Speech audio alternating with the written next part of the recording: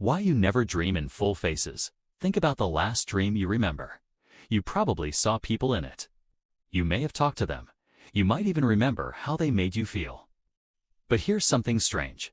Most people can't clearly recall full faces from their dreams.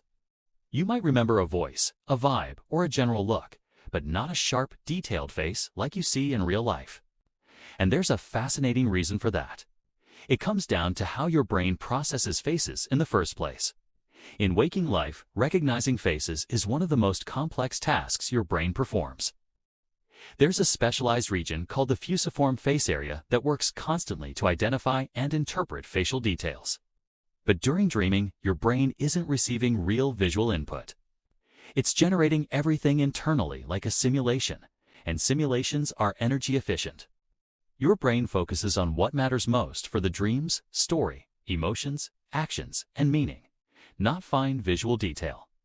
So, instead of rendering a face with perfect clarity, it often fills in just enough information for you to know who the person is. It's like how in a video game, distant objects have lower resolution to save processing power. Your dreaming brain does something similar. Another reason is memory. Your brain can't invent completely new faces from scratch.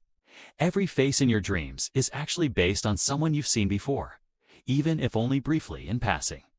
But most of those faces are stored in memory as fragments, not detailed snapshots. So when your brain reconstructs them in dreams, it often produces a vague, blended version rather than a crisp image. There's also a deeper psychological factor.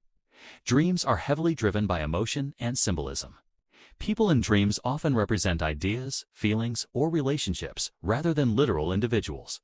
Because of that, the exact details of their appearance aren't always important. What matters is what they mean to you in that moment. And here's something even stranger. When you're inside a dream, you rarely notice the missing detail.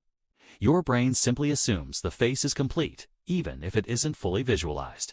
Only when you wake up and try to recall it do you realize something was missing.